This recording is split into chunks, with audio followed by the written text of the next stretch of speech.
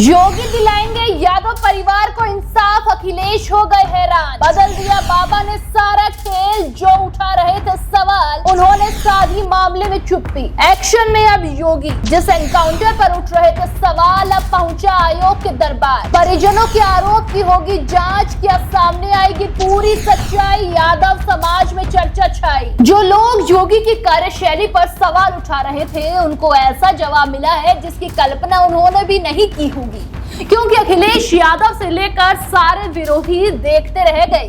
रवि यादव के परिवार को इंसाफ दिलाने की योगी ने ठान ली है। और सिर्फ यही नहीं दोस्तों, अब तो ये मामला मानवाधिकार आयोग तक भी पहुंच चुका है, जिसके बाद ये तय है कि रवि यादव केस में अब दूध का दूध और पानी का पानी होकर रहेगा। रिपोर्ट्स की माने तो आयोग ने मामले का संज्ञान लेते हुए जौनपुर के जिलाधिकारी से विस्तृत रिपोर्ट तलब कर ली है। यही वजह है कि अब इस पूरे मामले को लेकर नई बहस शुरू हो गई है।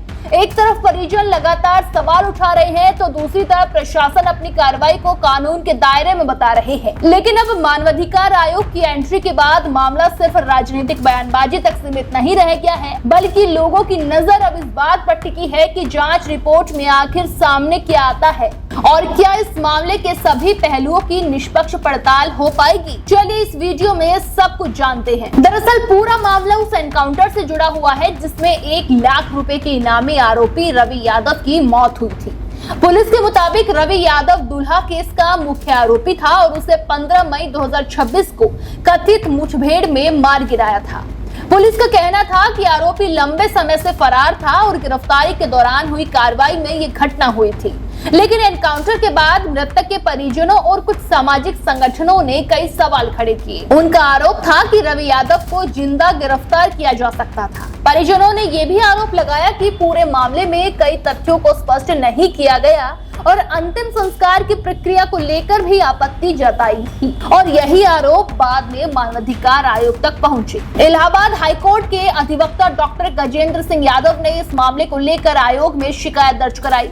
शिकायत में कहा गया कि भारतीय संविधान हर नागरिक को निष्पक्ष सुनवाई और जीवन का अधिकार देता है, इसीलिए किसी भी पुलिस मुठभेड़ की जांच पूरी पारदर्शिता और निष्पक्षता के साथ होनी चाहिए। आयोग ने प्रथम दृष्टया शिकायत की प्रकृति को गंभीर मानते हुए जौनपुर के जिलाधिकारी से रिपोर्ट मांगी है।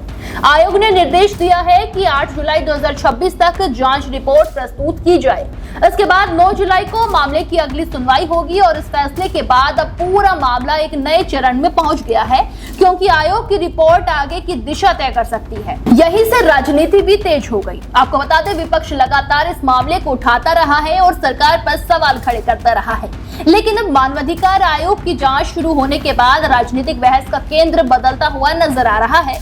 सरकार समर्थकों का कहना है कि अगर किसी परिवार को कोई शिकायत है तो जांच के सभी संवैधानिक रास्ते खुले हैं और यही लोकतंत्र की ताकत भी है।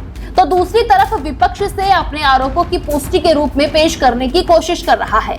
दोस्तों, इसी वजह से ये मामला सिर्फ कानून और व्यवस्था तक का सीमित नहीं रह गया है, बल्कि राजनीतिक चर्चा का मुद्दा बन गया है। खासकर पूर्वांचल के कई इलाकों में इस केस को लेकर लगातार चर्चा हो रही है। राजनीतिक विशेषज्ञों का मानना है कि पूर्वांचल की राजनीति में जातीय समीकरण हमेशा से महत्वपूर्ण रही है।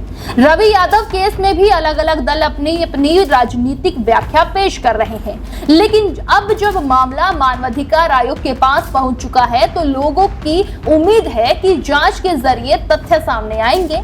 आयोग का हस्तक्षेप इसीलिए भी महत्वपूर्ण माना जा रहा है क्योंकि इससे पूरे घटनाक्रम की आधिकारिक समीक्षा होगी।